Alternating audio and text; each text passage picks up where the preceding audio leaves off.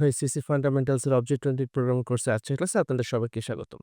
আমরা আজকের ক্লাসে একটা নতুন মডিউলের কিছু কোড ডিসকাস করব। এই মডিউলটা হচ্ছে অপারেটর ওভারলোডিং। আমরা আগের মডিউলে ফাংশন ওভারলোডিং নিয়ে কাজ করেছি, যেখানে আমরা দেখেছি যে একই নামের আ একই না একটা নাম বা একটা আইডেন্টিফায়ার দিয়ে আমরা মাল্টিপল ধরনের ফাংশনকে ডিফাইন করতে পারি। সেগুলোকে আমরা ইউজ করে কিছু অ্যাম্বিগুইটি এড়াতে পারি। আজকে আমরা দেখব যে আমরা কিভাবে যে অপারেটরগুলো আমরা সাধারণত কোডে একটা ডিফাইন্ড ওয়েতে ইউজ করে থাকি, যেমন প্লাস, মাইনাস এই জিনিসগুলো, সেগুলো আমরা কিভাবে আমাদের নিজেদের ক্রিয়েট করা ক্লাসের জন্য মডিফাই করতে পারি। তো এই অপারেটর ওভারলোডিং এর পিছনে ইন্সপিরেশনটা হচ্ছে হয়তো এরকম যে, ধরা যাক আমার কাছে পয়েন্ট বলে একটা ক্লাস আছে। অ্যান্ড এই পয়েন্ট ক্লাসটার ভেতরে আমার হচ্ছে ধরা যাক ২ টা ফ্লোট থাকে এক্স আর ওয়াই। এখন আমি চাচ্ছি যে আমি যখন ২ টা পয়েন্টকে যোগ করব, তখন ২ টা পয়েন্টের এক্স গুলো আর ওয়াই গুলো পরস্পর যোগ হয়ে যাবে। এখন এই জিনিসটা আমি যদি আলাদা কোনো আমি চাইলে এটা একটা ফাংশন লিখে করতে পারি। অবভিয়াসলি আমি চাইলে মানে ২ টা পয়েন্ট এড করার জন্য এড পয়েন্টস বলে একটা ফাংশন লিখতে পারি, যেটার ভিতরে আমি পুরো মেকানিজমটা করতে চাই। কিন্তু আমি যদি এরকম কিছু একটা করতে পারতাম, ধরা যাক আমরা একটু মেইনে আসি। ধরা যাক আমি ডিরেক্টলি ২ টা পয়েন্ট ডিক্লেয়ার করে আমি যদি ডিরেক্টলি জাস্ট সিম্পলি ওদেরকে এড করে একটা থার্ড পয়েন্ট অ্যাসাইন করে দিতে পারতাম, তাহলে কিন্তু এটা আমার জন্য খুবই সহজ হইতো। তাই না? এটা আমার জন্য অনেক বেশি সিম্পল হয়ে যেত, বা বিয়োগের ক্ষেত্রেও সেম হইতো। বা নেগেটিভ করার ক্ষেত্রে সেম হইতো, কিংবা ইনক্রিমেন্ট করা, ডিক্রিমেন্ট করা। কিন্তু এই জিনিসগুলো বাই ডিফল্ট আমার যেকোনো ক্লাসের জন্য অবশ্যই থাকবে না। তো এইটা আমরা কিভাবে সলভ করি? এটা আমরা সলভ করার জন্য অপারেটর ওভারলোড করি। অর্থাৎ এই প্লাস, মাইনাস এই যে অপারেটরগুলা, এগুলো তো ইন্টিজার বা হচ্ছে ডাবল, এদের জন্য কিভাবে কাজ করবে সেটা ডিফাইন্ড। আমরা চাইলে আমাদের নিজেদের ক্রিয়েট করা ক্লাসগুলোর জন্য এটা কিভাবে কাজ করবে সেটা আমরা এখানে একটা সুন্দর মতো নিজেদের মতো একটা ডেফিনিশন আমরা দিয়ে দিতে পারি। তো সেটা করার উপায়টা কি? সেটা করার উপায়টা আমরা একটু দেখি এখানে। আমাদের পয়েন্ট বলে একটা ক্লাস আছে, এখানে তার কনস্ট্রাক্টরটা আছে, একটা ডিসপ্লে ফাংশন রাখা আছে দেখার জন্য। তো একটা অপারেটরকে ওভারলোড করার জন্য আমরা যেটা করি, অনেকটা ফাংশন লেখার মতো। তবে আমরা যেটা করব এখন, এখানে ফাংশনের নামটা যেটা দিতে হবে সেখানে আমরা শুরুতে লিখব অপারেটর। এটা আমাদের সি আর সি প্লাস প্লাস এ একটা রিজার্ভড ওয়ার্ড আরকি, কিওয়ার্ড। এটা আমরা অন্য কোনোখানে ইউজ করতে পারব না। মানে অপারেটর বলে কোনো ভ্যারিয়েবল আমরা ডিক্লেয়ার করতে পারব না। অপারেটর লিখে তারপরেই আমরা অপারেটরের যে সিম্বলটা, যেই অপারেটরটাকে আমরা ওভারলোড করছি সেটা দিয়ে দিব। এখন এখানে আমরা ১ম এ দেখাবো যে আমরা কিভাবে বাইনারি অপারেটর গুলাকে ওভারলোড করি। সো আমাদের ১ম কাজ হচ্ছে আমরা বাইনারি অপারেটরকে ওভারলোড করব। বাইনারি অপারেটর কারা? যারা ২ টা অপারেন্ড নিয়ে কাজ করে। অর্থাৎ অপারেটর গুলোর ২ পাশে ২ টা এলিমেন্ট থাকে, তাদের ২ জনকে একসাথে অপারেট করে। তো এখানে যখন আমরা এই পয়েন্ট অপারেটর লিখছি, এটা দিয়ে আমরা বুঝাচ্ছি যে আমাদের এই অপারেটরটা যেটা, এই যে প্লাস অপারেটর, তার লেফট সাইডের অবজেক্টটা সবসময় হবে আমাদের এই পয়েন্টটা। ঠিক আছে? সো আমাদের এই যে পয়েন্ট ক্লাস, যেটার ভিতরে আমি অপারেটরটাকে ওভারলোড করছি, যেহেতু এটা অপারেটরটা হচ্ছে এই পয়েন্ট ক্লাসের মেম্বার, তার মানে এই অপারেটরটার জন্য আমার লেফট অপারেন্ডটা সবসময় হবে একটা পয়েন্ট টাইপের। লেফট অপারেন্ডটা এটা পয়েন্ট টাইপের অপারেটরই হবে। সেটা কিন্তু এই পয়েন্ট বা এই পয়েন্ট দেওয়ার কারণে আসছে না। এগুলো যদি পয়েন্ট না দিয়ে অন্য কিছু দিতাম, তাও কিন্তু আমার লেফট অপারেন্ডটা সবসময় পয়েন্টই হতো। আর এই যে এখানে আমি একটা ফাংশনের মতো ভিতরে একটা প্যারামিটার দিচ্ছি, এটা দিয়ে বুঝাচ্ছি আমার রাইট অপারেন্ডটাও হবে একটা পয়েন্ট অবজেক্ট। সো বেসিক্যালি কোনো একটা ক্লাসের ভিতরে আমি যদি এরকম একটা বাইনারি অপারেটরকে ডিফাইন করি, আমি তাতে জাস্ট একটা প্যারামিটার দিব এবং সেই প্যারামিটারটা হবে আমার রাইট অপারেন্ড। সো এই যে এখানে প্যারামিটার, এই প্যারামিটারটা হচ্ছে আমার রাইট অপারেন্ডটাকে বোঝাচ্ছে। অ্যান্ড ফাইনালি এটা যে একটা ফাংশনের মতো একটা রিটার্ন টাইপ দিচ্ছি, রিটার্ন টাইপটা কি তাহলে? এটা বোঝাচ্ছে যে এই ২ টা অপারেন্ডের উপর অপারেটরটা কাজ করার পর যে জিনিসটা আমি আল্টিমেটলি রেজাল্ট হিসেবে পাবো, সেইটা কোন টাইপের হবে? যেখানে আমরা বলতেছি সেটা পয়েন্ট টাইপের হবে। ওকে। সো আমি যদি এখানে পয়েন্ট না দিয়ে এটা ইন্ট দিতাম, তাহলে যেটা হইতো যে এই অপারেটরটা অপারেশন করার পর যে জিনিসটা রিটার্ন করতো সেটা ইন্টিজার টাইপের হইতো। ব্যাপারটা অনেকটা এরকম। বা আমি যদি এখানে একটা ইন্ট দিতাম, তাহলে কি হইতো? তার মানে রাইট অপারেন্ডটা হচ্ছে একটা ইন্টিজার টাইপের হবে। যাই হোক, এখন আমি যখন এরকম একটা ফাংশন মতো ডিফাইন করে ফেলেছি, বাকিটা ভিতরে খুবই সিম্পল। আমি ধরে নিব আমার রেজাল্টটার জন্য একটা অবজেক্ট আমি ক্রিয়েট করে নিলাম। অ্যান্ড এখানে আমি একটু ক্যালকুলেট করে রাখবো আরকি, যে অ্যাকচুয়াল যোগ যেটা আমার হয়তো ফাংশন লিখে করা লাগতো, সেটা আমি এখানে করে ফেলবো।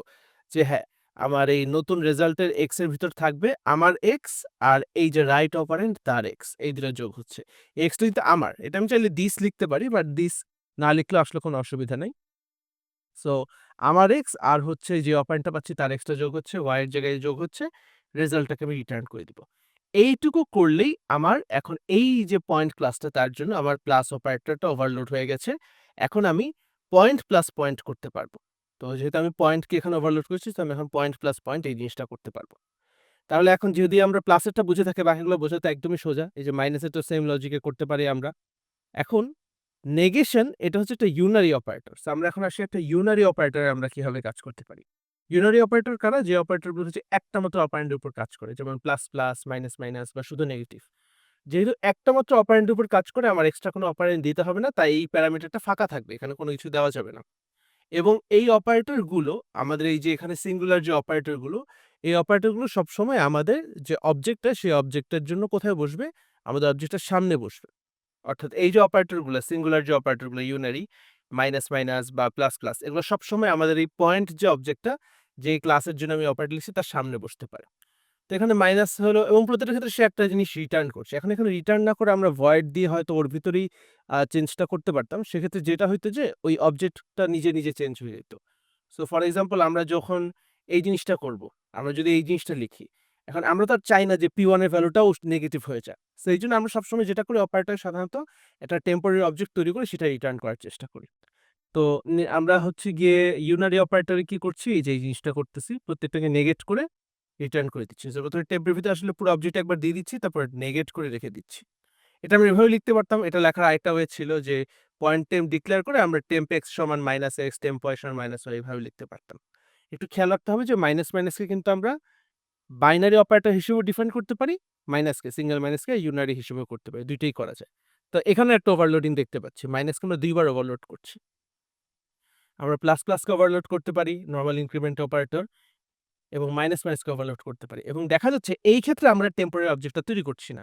এর কারণ হচ্ছে আমরা সাধারণত যখন এই জিনিসগুলো লিখি, আমরা যখন প্লাস, প্লাস বা মাইনাস, মাইনাস লিখি, আমরা কিন্তু তখন ধরেই নেই যে অরিজিনাল অবজেক্টটা তো কিছু চেঞ্জ হচ্ছে। তার মানে এখন আমরা অ্যাকচুয়ালি অরিজিনাল অবজেক্টের ভিতরে চেঞ্জ করতেছি।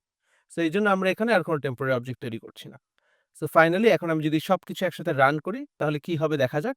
সো আমি আপাতত এই ২ টা লাইন লিখব না। এই ২ টা লাইন আমি আপাতত একটু কোটেশন মানে কমেন্ট করে রাখি আমরা। আমরা একটু দেখি এটা ছাড়া বাকিগুলো কিভাবে কাজ করছে। সো এখানে দেখা যাচ্ছে প্রথমে আমি 5, 7 আর 8, 4 ডিক্লেয়ার করেছি। P3 তে আমি এই ২ টা পয়েন্টকে যোগ করেছি। ৫ আর ৮ এ ১৩, ৭ আর ৪ ১১ হ্যাঁ, মেক সেন্স করে সেটাই এসেছে। তারপর আমি এই ২ টা এক থেকে একটা বিয়োগ করেছি। তাহলে -3 আর 3 এটাও চলে এসেছে। আমি P5 এর ভিতর P1 এর নেগেটিভটা নিয়েছি। তাহলে -5 -7 হ্যাঁ, মেক সেন্স করে। তারপর P1 কে আমি ইনক্রিমেন্ট করেছি। সেটা 6, 8 হয়ে গেছে। আমি P2 কে ইনক্রিমেন্ট করেছি, ডিক্রিমেন্ট করেছি মাই ব্যাড। সো সেটা 7, 3 হয়ে গেছে। তাহলে এগুলো ঠিকঠাক মতোই আমার কাজ করেছে প্রতিটা অপারেটর। এখন আমি এই ২ টা লাইনকে একটু আবার নিয়ে আসি ফেরত। একটু দেখা যাক এই ২ টা লাইনকে এখন কাজ করলে কি হয়। সো এখন দেখা যাচ্ছে যে এটুকু পর্যন্ত আমি ছিলাম 7, 3 পর্যন্ত। এখন আমি যদি P1 কে আরেকবার ইনক্রিমেন্ট করি, সো P1 আগে ছিল 6, 8 তাহলে সেটা হয়ে গেছে 7, 9 এখানে এটা কাজ করেছে। তার মানে এটা অ্যাকচুয়ালি পরে রাখলেও কোনো অসুবিধা নাই। তবে সাধারণত এই পরে আর আগের মধ্যে যদি আমি ডিফারেন্ট একটা বিহেভিয়ার আনতে চাই, আমি যদি এই প্রিফিক্স আর পোস্টফিক্স অপারেটরের মাঝে একটা ডিফারেন্স আনতে চাই, সেক্ষেত্রে আমার ওভারলোডিং এ একটা ছোট্ট চেঞ্জ হয়। সেই চেঞ্জটা হচ্ছে এখানটায়, এই যে এখানটা আমরা দেখতে পাচ্ছি। সো এই যে ২ টা জিনিস, এই যে ২ টা আমি এখানে এই প্লাস, প্লাস, মাইনাস, মাইনাসকে একটু আগে তো আমরা উপরে ওভারলোড করলাম এইখানটায়। কিন্তু নিচে আমরা আরেকবার ওভারলোড করেছি। এখন আমরা একটা ছোট কাজ করি। আমরা একটু এই ২ টাকে একটু কমেন্ট আউট করে দিই। তারপর দেখি নিচের কোডটা ঠিকঠাক মতো রান করে কিনা। অ্যাকচুয়ালি রান করার দরকার নেই। আমাদের এখনই দেখা যাচ্ছে এরর হচ্ছে। কেন? বলছে কোনো অপারেটর মানে এইটাকে ম্যাচ করে না। এটাকে ওভারলোড করা হয় নাই। এর কারণ হচ্ছে একটু আগে আমি যেটা বললাম যে আমরা ইউনাইটে যখন ওভারলোড করি তখন সেটা ধরে নিই যে আমরা এই ক্লাসের সামনে বসবে। তাহলে ক্লাসের পরে বসবে তার মানে অপারেন্ডের পরেও নিশ্চয়ই কিছু একটা থাকা উচিত। সো সেটা বোঝানোর জন্য আমরা যেটা করি আমরা এগুলাকে ওভারলোড করি এবং একটা তখন প্যারামিটার তখন আমরা এগুলোকে অনেকটা বাইনারির মতো ইউজ করি। মানে আমরা ধরে নিই প্লাস, প্লাস পরে একটা 0 আছে আরকি। সো যদি আমরা অ্যাকচুয়ালি পোস্টফিক্স চাই, অর্থাৎ আমরা যদি প্লাস, প্লাস, মাইনাস, মাইনাসকে অবজেক্টের পরে বসাইতে চাই, তখন আমাকে এইভাবে ডিফাইন করতে হবে একটু। এই ইন্ট দিয়ে। এভাবে ডিফাইন করতে হবে। সো এখন কথা হচ্ছে তাহলে আমরা কি ২ টা একসাথে করতে পারি কিনা? কারণ আমি তো চাচ্ছি যে আচ্ছা এইটা অনেক ঝামেলা আমার কাছে। আমি এইটা মানে এটা ঝামেলা বলা ঠিক না। মানে আমি এইটাও করতেছি, ওইটাও করতেছি। সো এই ২ টাকে আবার একসাথে রেখে দেওয়া যায় কিনা? সো এখন একটা জিনিস খেয়াল করি। আমরা যদি এখানে ইন্ট দিয়ে লেটস সে int x = 0 আর এখানে যদি আমরা int x = 0 দেই। সো এখন এই ক্ষেত্রে যেটা হচ্ছে ডিফল্ট আর্গুমেন্ট অপারেটরের জন্য অ্যালাউড না। সো আমরা এখানে জাস্ট একটা নরমাল ইন্ট রাখতেছি। তো নরমাল ইন্ট একটা রাখতেছি। সো এই ক্ষেত্রে দেখা যাচ্ছে যে আমার অপারেটরে যেহেতু আমি ডিফল্ট আর্গুমেন্ট দিতে পারতেছি না, সেই ক্ষেত্রে আমি এজন্য এই পোস্টফিক্স প্রিফিক্সকে একসাথে ফাংশন ওভারলোডের মতো লিখতে পারছি না। তো এই জিনিসটা একটু খেয়াল রাখতে হবে। সো আমার ১ম এ এই ২ টার চেহারা দেখে মনে হইতেই পারে যে আচ্ছা একটাই প্যারামিটার আছে, একটাই প্যারামিটার নাই। আমি তাহলে সিম্পলি ২ টাকে আবার ফাংশন ওভারলোডের মতো একসাথে জড়ো করে ফেলি। কিন্তু অপারেটরের ভিতরে আসলে আমরা ডিফল্ট আর্গুমেন্ট দিতে পারি না। এইজন্য আসলে আমার প্লাস, প্লাস যদি প্রিফিক্স, পোস্টফিক্স ২ টা বানাইতে হয়, কষ্ট করে আবার ২ টাই লিখতে হবে। অপারেটর প্লাস, প্লাসের জন্য একবার এখানে লিখতে হবে, একবার এখানে লিখতে হবে। ওকে, অ্যান্ড ফাইনালি আমরা এখানে দেখতে পাচ্ছি আরেকটা অপারেটর আছে ইকুয়ালিটি। সো ইকুয়ালিটি ইকুয়াল যেটা। সো অ্যাসাইনমেন্ট না। অ্যাসাইনমেন্ট হচ্ছে শুধু ইকুয়াল যেটা সেটা আমরা একটু পরে দেখব। আমরা পরের কোনো একটা ভিডিওতে দেখব। বাট ইকুয়াল যেটা ইকুয়ালিটি অর্থাৎ ২ টা জিনিস যদি ইকুয়াল হয় তাহলে ট্রু রিটার্ন করবে, না হলে ফলস রিটার্ন করবে। সেটাও আমরা এভাবে দিতে পারি এবং এই ক্ষেত্রে দেখা যাচ্ছে কিন্তু এই যে এখন আমরা রিটার্ন টাইপটা আর পয়েন্ট দিচ্ছি না। কারণ আমরা জানি যে ইকুয়ালিটি অপারেটরের রেজাল্টটা ট্রু আর ফলস হয়। এজন্য আমরা এখানে বুল টাইপ দিয়ে দিয়েছি। সো এটা আমরা চাইলে হচ্ছে গিয়ে একটু দেখতে পারতাম যে if p1 equal p2 code equals else code not equals. So এখন যদি আমি জিনিসটা আবার রান করি তাহলে দেখা যাচ্ছে নট ইকুয়ালস, কারণ ২ টা obviously আলাদা। তো এই হচ্ছে আমাদের খুবই বেসিক কিছু অপারেটর ওভারলোডিং। আমরা অপারেটর ওভারলোডিং এর আরো কিছু নুয়ান্সেস, আরো কিছু অ্যাডভান্স টেকনিক পরের ভিডিওগুলোতে দেখব। আপনাদের সবাইকে ধন্যবাদ।